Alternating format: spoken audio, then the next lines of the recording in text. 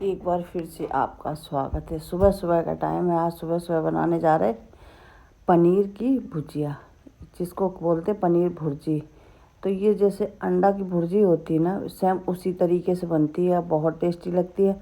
जो अंडा को पसंद करते हैं ना, उससे भी अच्छी लगती। एक बार आप बना कर देखिए, फिर खा कर देखिए, तब बताइए कैसी लगती। एक तो ये हेल्दी होती है पनीर, और ये कोई नॉर्मल पनीर नहीं है, ये है सोयाबीन वाली पनीर। तो सोयाबीन वाली पनीर बहुत टेस्टी लगती है। तो सबसे पहले यहाँ पे हम शिमला मिर्च काट रहे थे, तो मैंने 2 बड़े साइज़ की शिमला मिर्च ली है। सबसे पहले हम शिमला मिर्च को काट लेते हैं। उसके बाद और जो मेरे पास सब्जियां घर में रखी, पनीर भुर्जी में क्या होता है, जो भी सब्जियां होती हैं सारी सब्जियों को काट लिया जाता है, और हर सब्जी को डाल दो, बहुत बढ़िया लगती है खाने में। तो यहाँ पर शिमला मिर्च हमको बहुत ज़्यादा पसंद है। हमको किसी भी चीज़ में शिमला मिर्च डाल दो, अच्छी बहुत लगती है। तो इसमें भी मैंने 2 बड़े साइज़ के शिमला मिर्च लिए हैं। और गाजर डाल दो, जो भी बीन्स हो, लेकिन मेरे पास गाजर वगैरह कुछ है नहीं है। वही है, शिमला मिर्च है, प्याज है, टमाटर है, मटर रखा है। तो यही चीज़ को हम डालेंगे। तो सबसे पहले पूरी शिमला मिर्च को हम काट लेते हैं। तो यहाँ मैंने काट लिए। अब हम यहाँ पे ले लेते हैं प्याज को भी काट लेते हैं लंबाई में।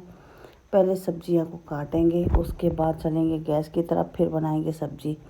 तो ये मैंने छील के प्याज पहले से ही रख लिया था। प्याज ज़्यादा नहीं डालेंगे, क्योंकि प्याज ज़्यादा डालने से सब्जी मिठास ज़्यादा हो जाती है।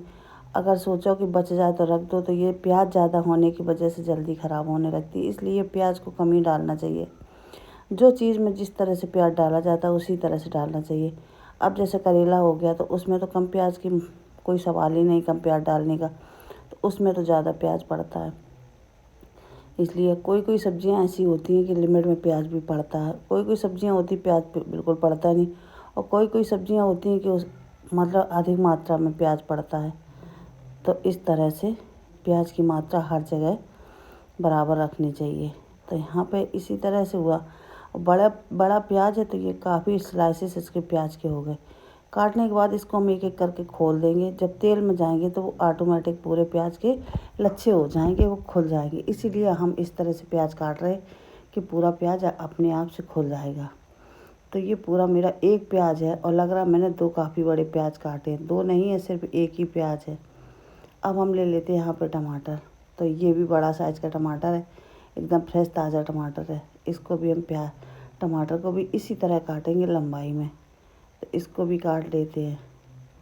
फिर मेरे पास एक पैकेट रखा है पूरा पनीर का। ये 250 ग्राम बोला जाता है, लेकिन 250 ग्राम नहीं होता, ये 200 ग्राम का पैकेट होता है। तो हम 200 ग्राम का पैकेट पूरा डालेंगे, तब बनेगी बढ़िया सी ये सब्ज़ी। तो पनीर को भी हम अब वो करके कद्दूकस करके रख लेंगे। तभी फिर हम एक साथ फिर सारी सब्जियां, मतलब सब कुछ अपना एक साथ करेंगे। इसके साथ चाहे रोटी खा लो, पराठा खा लो, कुछ भी खा लो, सब अच्छा लगता है। सिंपल भी खा लो ऐसे, तब भी अच्छा लगता है। यहाँ पे हमने क्या किया, प्याज के स्लाइसेस खोलने लगे हैं, अलग अलग हो जाएंगे ये पूरे। और पूरी पराठा तो खा ही लो, उसके बाद खाली भी खा लो। अगर तुम्हारा नहीं मन है, तो ये पनीर भुर्जी अगर आपकी बच गई है, तो ये पराठा भर के बनाओ, विश्वास मानो इतनी स्वादिष्ट लगती है कि क्या बताएं। तो हम बच जाती कभी कभार, तो हम तो भर के बना लेते। कभी कभार ऐसा भी होता, अगर आलू की सब्ज़ी भी बच जाती, तब भी इसको भर के हम पराठा में भर के बना लो, बहुत बढ़िया लगती है। इनको आलू के पराठा की तरह लगती है। तो सब्जियां वगैरह बर्बाद नहीं करते कभी। तो ये मेरे पास 200 ग्राम का पैकेट रखा था, इसको हम काट लेते। काटने के बाद इसके हम पनीर निकाल देते। ये सोयाबीन वाला पनीर है। इसमें कह रहे सोयाबीन की मात्रा होती है, मतलब पूरी नहीं होती ना आधी होती, लेकिन कुछ मात्रा सोयाबीन की होती है। इसलिए ये हेल्दी हो जाता है।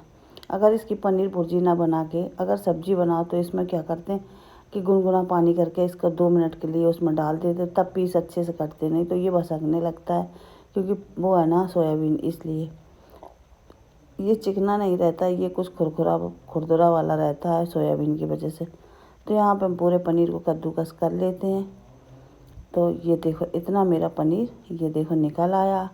अब हम चढ़ाएंगे कढ़ाई। अब बस फटाफट से बनाएंगे अपनी सब्ज़ी। तो यहाँ मैंने कढ़ाई चढ़ा दी है गैस जला के। अब हम 1 चम्मच तेल डालेंगे, ज़्यादा नहीं डालेंगे। तो 1 चम्मच ये सरसों का तेल डाल देते हैं। तेल गरम हो जाए इसके बाद हम डालेंगे 1 चम्मच इसमें देसी घी। वैसे बटर में बनाई जाती लेकिन नहीं है, बटर घर में नहीं उपलब्ध रहता है बटर वटर। तो अब तेल गरम जब हो गया तो मैंने 1 चम्मच घी डाल दिया। घी डालने के बाद अब हमने डाल दिया प्याज। अब देखो 1 प्याज है ना, 1 प्याज से कितना ज़्यादा लग रहा है, क्योंकि पतला पीस काटो ना काफ़ी ज़्यादा लगता। तो प्याज को हम डार्क कलर नहीं भूनेंगे ज़्यादा, जैसे सब्जी में भूनते हैं उस तरह प्याज को नहीं भूनना, हल्का सा एकदम ट्रांसपेरेंट वाला हो जाए उसके बाद हम यहाँ पर डाल देंगे अपनी सब्जियाँ, क्योंकि जलाना नहीं है प्याज को। जलाएंगे तो फिर वो सब्ज़ी की महक आने लगेगी ऑटोमेटिक, जैसे आलू प्याज की सब्ज़ी बनाते हो। तो प्याज हल्का सा सॉफ्ट हो गया तो मैंने डाल दिया शिमला मिर्च। शिमला मिर्च के बाद डाल देंगे इसमें टमाटर। टमाटर के बाद डाल देंगे इसमें हम मटर मेरे पास रखा है, चलाने के बाद डाल देंगे इसमें मटर, क्योंकि मटर वो बहुत अच्छा लगता है। इस समय हर सब्ज़ी वैसी है ना भाई, कोई वो तो ओरिजिनल वाला मटर है नहीं है, ये फ्रोज़न वाला मटर है, तो ये एकदम सॉफ्ट रहता है। तो ये मैंने धुल के आधी कटोरी मटर को डाल दिया। अब हम अच्छे से इसको चला देंगे। और मैंने क्या किया, 1 कटोरी मैंने हल्की सी हल्दी पाउडर, धनिया पाउडर, मिर्ची पाउडर, नमक, चारों चीज़ों को मिक्स करके 1 कटोरी में रख लिया है। तो ये कटोरी में हम पूरा डाल देते हैं। ये देखो बहुत नॉर्मल मसाले हैं, कोई हार्ड नहीं है कि ज़्यादा अजीब महक आए। अब चला देंगे और बस धीमी आंच करके लगा देंगे इसमें ढक्कन, तो ये हल्का सा गल जाए। तो ये मैंने ढक्कन लगा दिया। लगाने के बाद अब देखते खोल के तो इसमें पानी कितना छोड़ गया, देखो टमाटर वैसे शिमला हर चीज़ मतलब पानी वाली है, तो ये पानी इसमें छोड़ दिया है। अब इसको मैं थोड़ा और ढक्कन लगाएंगे अभी एक बार। लगाने के बाद फिर इसको देखते हैं। अब ये सब्ज़ी में पानी और ज़्यादा छोड़ गया, लेकिन अब तेज़ आंच कर देंगे तो पानी को कर देंगे हम ख़त्म। अगर पानी रहेगा तो पनीर डाल देंगे तो फिर वो सब्ज़ी का काम करेगा, इसलिए तो पानी तो ख़त्म हो गया। अब जितना पनीर मैंने कद्दूकस किया था सारा पनीर इसमें मैंने डाल दिया। गैस को मैंने कर दिया बंद, क्योंकि पनीर डालने के बाद हम गैस को तुरंत ही बंद कर देते, नहीं तो फिर पूरा हलवा बन जाता ना पनीर, इसलिए ऐसे अच्छा अलग अलग रहेगा। अब बढ़िया से चला देंगे। अब मैंने क्या किया कि थोड़ी खुशबू टेस्ट के लिए आधा पाउच मैगी मसाला और थोड़ी सी कसूरी मेथी, तो वो मिक्स करके रख ली थी, वो मैंने डाल दी। बस अब मिला देंगे बढ़िया से। मिलाने के बाद सब्जी मेरी भुजिया खाने के लिए हो गई तैयार। इसको कहते पनीर भुर्जी। खाने में बहुत ज़्यादा स्वादिष्ट है और देखने में भी स्वादिष्ट, खाने में भी स्वादिष्ट और हेल्दी तो है ही है। तो इसको रोटी पूड़ी पराठा किसी के राइस के साथ भी खा लो, और अपना नहीं माने तो पराठा इसका बना के खा लो, बहुत टेस्टी लगता है। चटनी के साथ खाओ पराठा, कितना बढ़िया लगता है। अब इसको हम बाउल में ट्रांसफ़र कर लेते हैं। तो ये मैंने एक बाउल ले लिया, पूरी सब्ज़ी को निकाल के इसी में रख देते हैं। तो ये देखो कितनी बढ़िया लग रही देखने में। तो इस तरह मेरी पनीर भुर्जी हो गई बन के तैयार। तो पूरी सब्ज़ी को पहले निकाल देते हैं, फिर मिलते हैं। तो यहाँ पे मैंने पूरी सब्ज़ी बाउल में निकाल दी है। निकालने के बाद ये देखो कितनी बढ़िया एक एक चीज़ अलग अलग दिख रही है। और पनीर तो है ही हेल्दी, ये सोयाबीन वाला पनीर है। एक बार सोयाबीन वाला पनीर खा के देखिए। पहली बार थोड़ा अजीब लगेगा, क्योंकि जितना ही निचोड़ा उतना ही पानी निकलता है इसमें। ये चिकना नहीं होता, ये खुरदुरा टाइप में होता है। पहली बार तो हमको भी नहीं सही लगा, लेकिन अब बहुत अच्छा लगने लगा। अच्छा लगने के साथ साथ हेल्दी इतना ज़्यादा है कि मज़ा आ जाता खाने में, और ताकत पहुँचती बच्चों की। तो सोयाबीन तो कम पसंद करते, इस तरह से पनीर डाल दो तो बच्चे बहुत पसंद करते।